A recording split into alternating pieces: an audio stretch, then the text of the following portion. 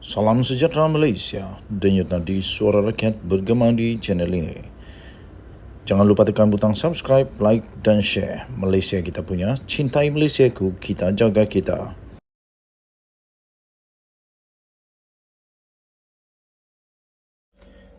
Salam sejahtera Malaysia, denyut nadi suara rakyat bergema di channel ini. Okey, perkembangan terkini ya tuan-tuan dan puan-puan, perkembangan terkini. Akhirnya disahkan Bung Mokhtar dan Adun Barisan Nasional telah dipindahkan ke blok pembangkang. Apa sudah terjadi? Inilah perkembangan terbaru untuk politik negeri Sabah. Maknanya memang sah sekarang ini Bung Mokhtar serta rakan-rakannya dalam Barisan Nasional yang telah membuat langkah Kinabalu sekarang ini disahkan. Telah pun dipindahkan kepada blok pembangkang. Senang cerita, senang fikir, untuk fikir senang, maksudnya mereka mungkin tidak lagi diterima di dalam kabinet negeri Sabah.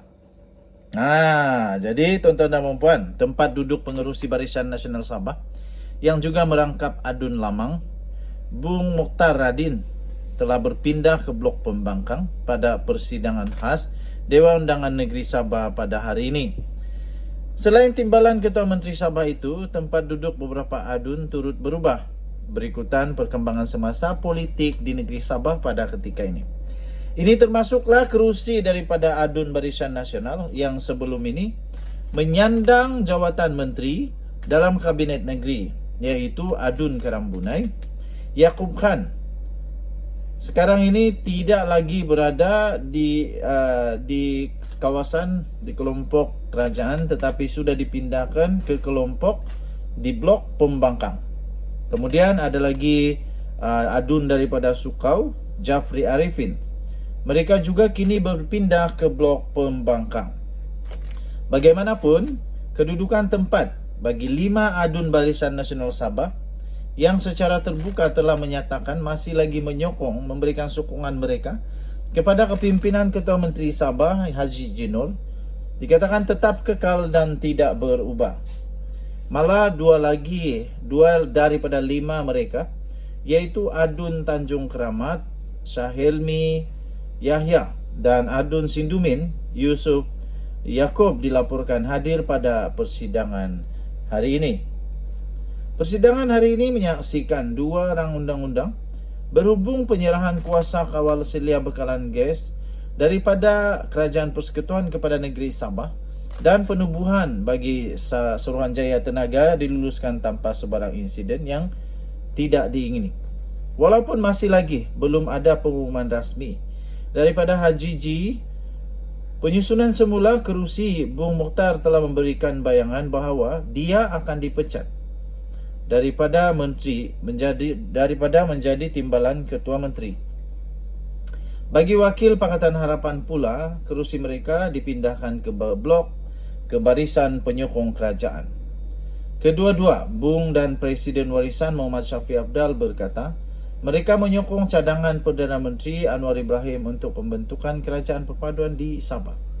Sebelum itu, Bung Mokhtar dalam satu kenyataan berkata, sebahagian besar adun BN Sabah tidak hadir pada sidang khas DUN hari ini kerana mereka akan menghadiri Perhimpunan Agung UMNO di Kuala Lumpur. Jumaat lalu, Barisan Nasional Sabah telah mengumumkan bahawa mereka menarik balik sokongan kepada Haji G sebagai Ketua Menteri. Bagaimanapun, tindakan itu gagal menumbangkan Haji G sebagai Ketua Menteri kerana 5 daripada 18 ahli Parlimen Barisan Nasional Sabah dan 7 adun Pakatan Harapan memilih untuk kekal bersamanya. Setakat malam tadi, Haji G dikatakan masih lagi menikmati sokongan 44 daripada 79 adun.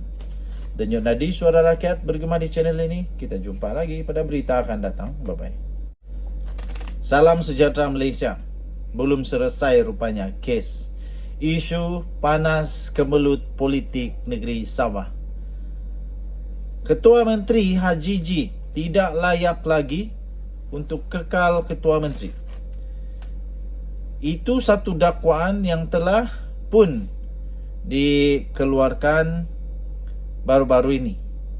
Haji G tidak lagi layak kekal Ketua Menteri Kata KDM. KDM tetap dakwa Haji G tidak lagi layak kekal Ketua Menteri. Presiden Parti Kerjasama Demokratik Masyarakat KDM, Datuk Peter Anthony menegaskan parti itu tetap berpendirian bahawa Datuk Seri Haji G Nur didakwa tidak lagi mempunyai kelayakan dari segi perlembagaan untuk kekal sebagai Ketua Menteri Sabah. Beliau berkata adalah menjadi tanggungjawab KDM melalui 3 ahli Dewan Undangan Negeri adun parti itu untuk mempertahankan dan menegakkan ketetapan di dalam perlembagaan. Kata mereka, kita kekal dengan pendirian yang dimaklumkan dalam kenyataan baru-baru ini bahawa perlembagaan Sabah perlu dipatuhi sebagai adun yang merupakan penggubal dasar. Pada peringkat kerajaan negeri, kita mesti menegakkan perlembagaan, kata mereka. Tambah mereka lagi, kedudukan Ketua Menteri pada ketika ini bercanggah dengan perlembagaan apabila tidak mempunyai parti dan bukan ketua parti. Ini pada pendapat saya agak betul kerana Ketua Menteri Haji G sekarang ini dia tidak berparti. Dia hanya ada di bawah naungan GRS. Dan GRS itu bukan satu entity party single, not a single party. Dia adalah coalition. Dan dia pun bukanlah ketua single party kerana mereka sudah mengumumkan mereka telah keluar daripada Bersatu. Gabungan Rakyat Sabah atau GRS tidak bertanding pada pilihan raya negeri PRN, hanya bertanding pada pilihan raya umum baru-baru ini, katanya. Jadi kita mengambil ketetapan kekal dengan pendirian dan serahkan kepada kebijaksanaan TYT yang di Pertuan Negeri Sabah untuk membuat keputusan lanjut, katanya kepada pemberita selepas mengadakan mesyuarat kepimpinan tertinggi KDM di sini hari ini. Peter yang juga adun melalap mendakwa tindakan pihaknya bukan untuk merancang perebutan kuasa. Sebaliknya hanya mahu mempertahankan perlembagaan.